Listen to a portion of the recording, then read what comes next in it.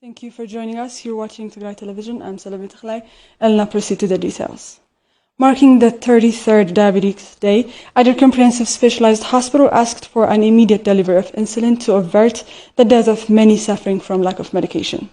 The hospital said while the world celebrates the day under the theme Access to Diabetes Education, diabetic patients in Tigray remain unable to access treatment and awareness about the disease. According to the hospital, there are more than 25,000 diabetic patients in Tigray, including more than 8,000 children. In its letter to Ethiopia Diabetes Association last month, the hospital said 12 diabetic patients were dying on a weekly basis.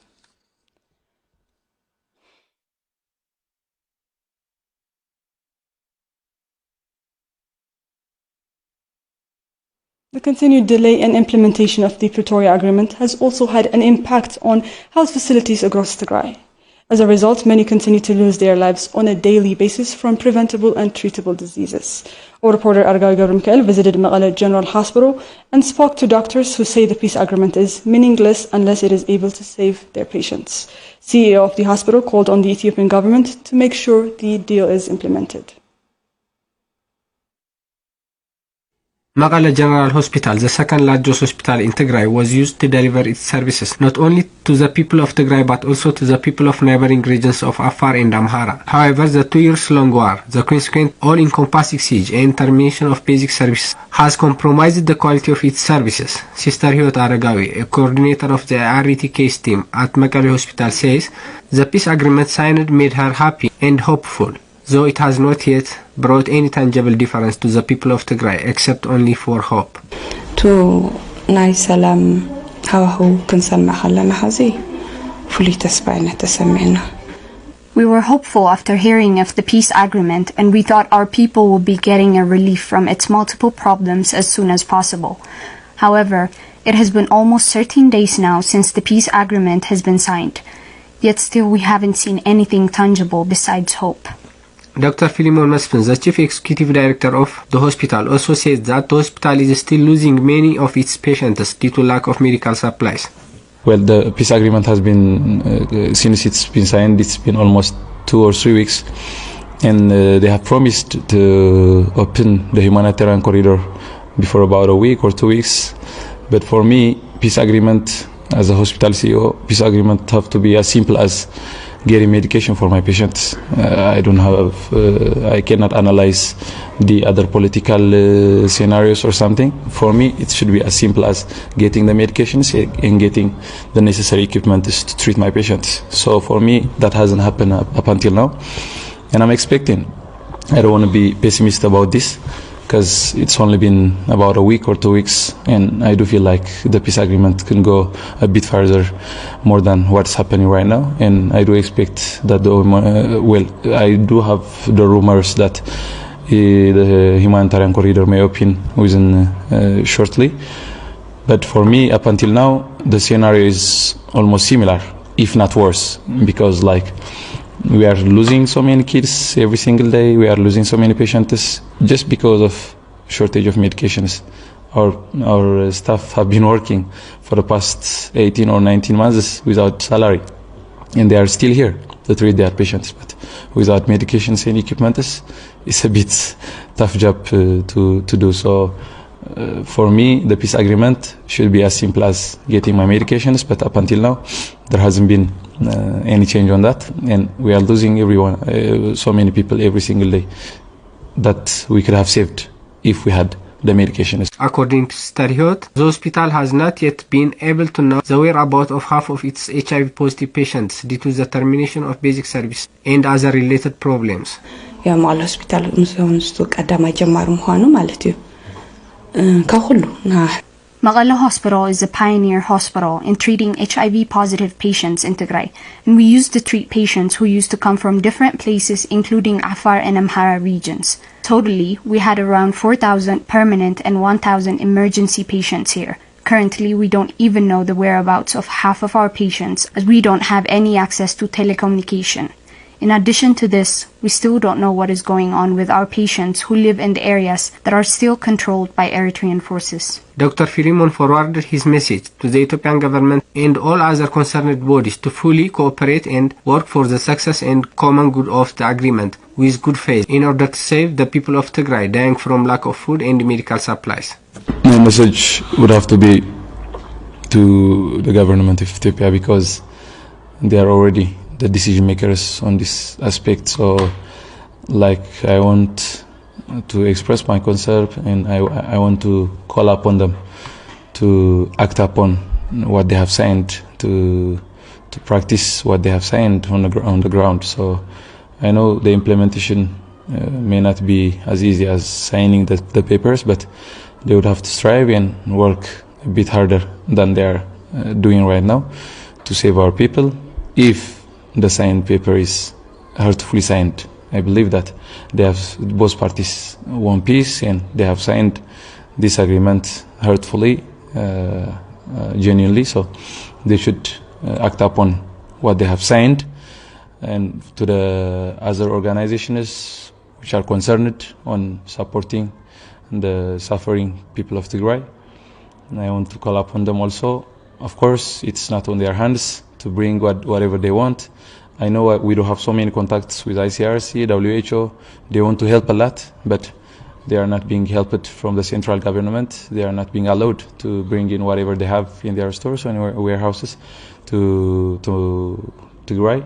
So I want them to push a little further to pressure the central government. We spoke with an expectant mother who expresses a relief as a result of the peace deal reached, saying she hopes it brings an end to the suffering of many in Tigray.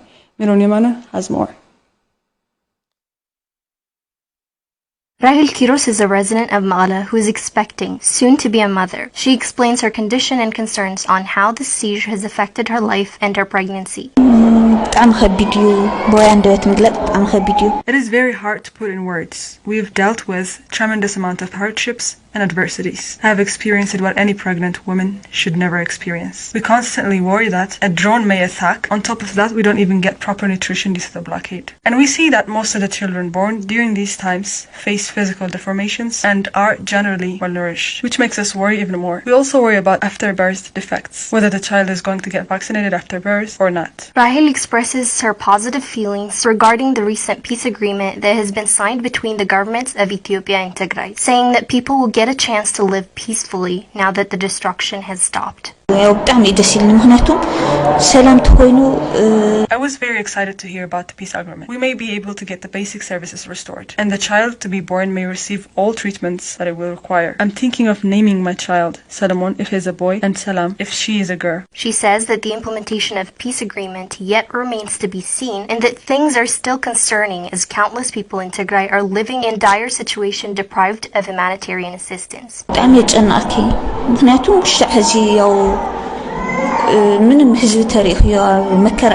Although the peace deal has been signed for more than a week now, it worries me that we haven't seen any improvements. People are still suffering. It makes you want to question if the agreement will be implemented at all. No medical supplies or food aid has entered the region. There is no transportation. It has been 10 days, yet no development has been witnessed. Lastly, Rahel urged for the immediate implementation of peace agreement and flow of humanitarian assistance, as many have continued to suffer from the siege imposed on millions. I strongly believe that food and medical supplies need to start flowing into Tigray primarily and urgently. Countless lives are being lost due to lack of food and medication. Newly born children are dying out every day. In his discussion with White House National Security Advisor Jake Sullivan, Congressman Brad Sherman called for the continuation of the suspension of AGWA and opposed the lending of international institution loans to Ethiopia unless unrestricted entry of food and medicine into Tigray, as well as an enduring peace, were attained. The congressman stressed that ways have to be paved for international human rights monitors and journalists to be on the ground within the territories of Tigray, and at all sites across Ethiopia where Tigrayan civilians have been detained altogether.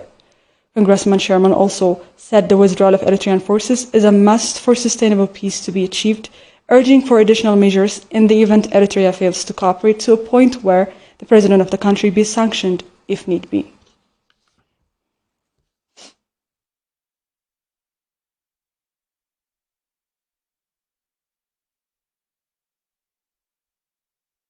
Almost 2 weeks into a peace agreement that promised uninterrupted humanitarian access, millions in Tigray continue to suffer from starvation. To this day, the deal has failed to avert a humanitarian catastrophe in the region that has been taking place for the past 2 years. In an interview with Al Jazeera's Inside Story, analysts say the peace agreement remains fragile as there is no humanitarian aid entering Tigray. Sabor Kalama reports.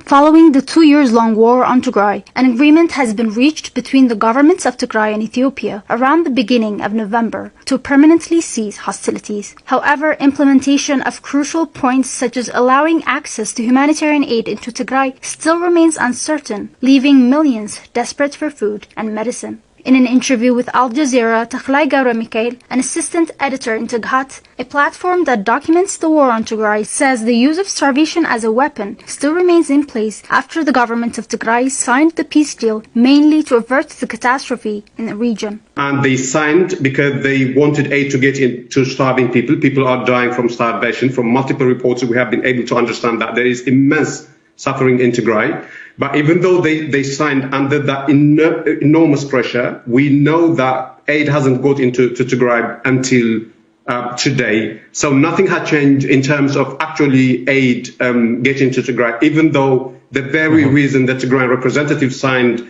the deal that is otherwise extremely unfavorable to Tigray was to make sure that aid got into Tigray. Martin Plotz, a political analyst in the Horn of Africa, also says the peace agreement remains fragile as long as there is no humanitarian aid entering Tigray, and added that independent journalists should enter the region to report from the ground. Well, I think until the aid actually begins to flow, and we have no indication yet that it is flowing, then certainly it will remain fragile because as Tekle has just made clear, this is one of the main reasons that the Tigrayans signed. But we have to see some kind of proof. And that's why it's important that not only the aid goes in, but we should have some independent journalists going in as well, who can then report from the ground and say, this is what is happening. Tigrai Gaura Mikhail also says that humanitarian workers have reported to have been banned from entering Tigray, while some Ethiopian government officials claim aid has started to flow into the region.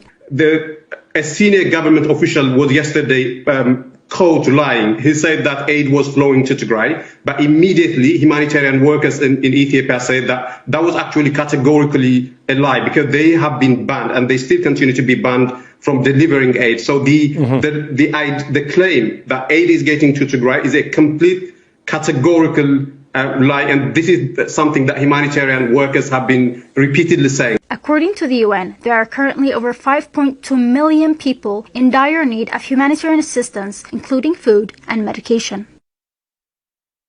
That wraps up today's news. Thank you for your time. See you next time.